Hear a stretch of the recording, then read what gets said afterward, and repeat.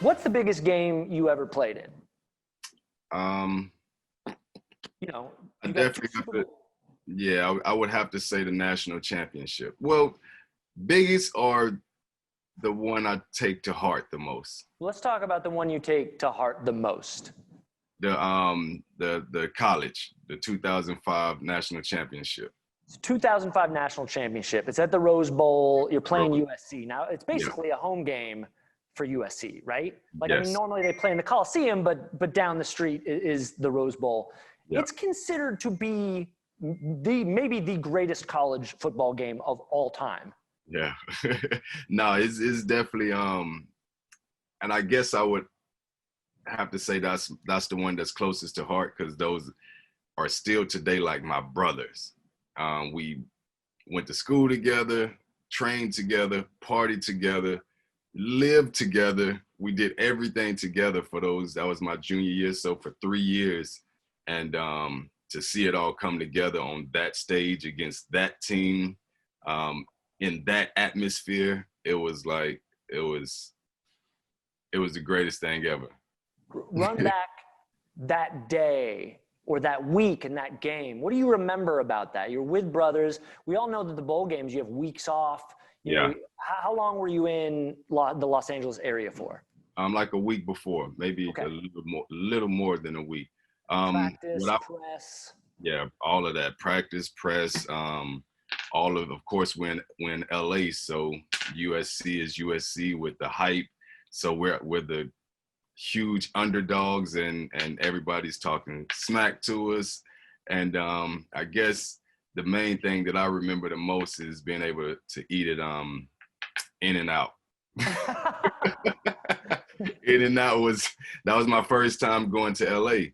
So being able to eat an In-N-Out burger, I mean, that was super dope. Wow. I've heard about it, I've seen it in movies, so to finally get a chance to eat it, I'll always remember that.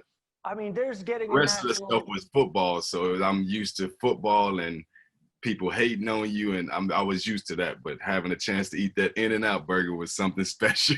Okay, let's get into this. First of all, you need to be the new spokesman for In-N-Out Burger. Rather, your agent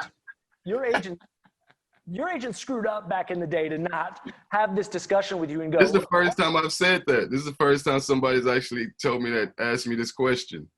First of all, I should have been your agent at the same age as you. I should have been your 22-year-old agent because this sells burgers, baby. Tell me, how many times? There's no way you went just once that week. No, we went quite a bit. Yeah, almost quite every day. Not every day because we had a game, but since then, every time I go to LA, well, I stopped eating beef maybe about 8 years ago. So, well done. From that part, from college to about a few years in the league, every time I was in LA, I would eat an In-N-Out burger. What's your order there? You know, they've got the secret menu. What do you? I can't remember the name. Whatever. I look at the picture and pick that number. Okay. It was double cheese something. I don't know the name of it. It's like a double, I think, is the double vernacular. Yeah. And do you remember the animal style where they'll throw like the grilled onions and the? Nah. I just want the double with lettuce, tomato. I have a hard time when I go to picking on the menu because I always just make my menu up. You're one of those at the restaurant. I am. I want this. Sub kale, avocado on the side, light sauce if I can get light sauce. And I'm one of those guys. How? That's how. Hey, you know what? Us Aaron Rosses, we're particular, man. You know, we got a special way we do things. I know what I like. Man, we know what we like. You rocked the In-N-Out. Biggest high In-N-Out #1, the ring, the national championship ring #2. But tell me, the game is epic. You're playing against Matt Leinart, who had barely lost in college football. The Heisman Trophy winner, Reggie Bush, on that team. It's in the Rose Bowl. It's a huge stadium, but you know, you play in Austin for UT. You're used to huge crowds. What did it feel different?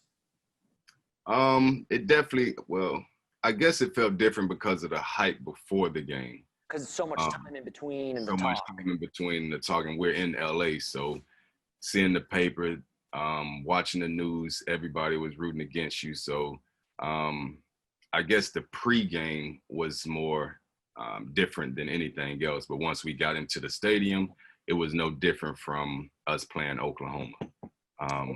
Just a regular big game. Just a regular big game is half red, half burnt orange, and the same way when we go to Cotton to Dallas to play Oklahoma is half crimson, half burnt orange. So it kind of reminded me of that same feeling.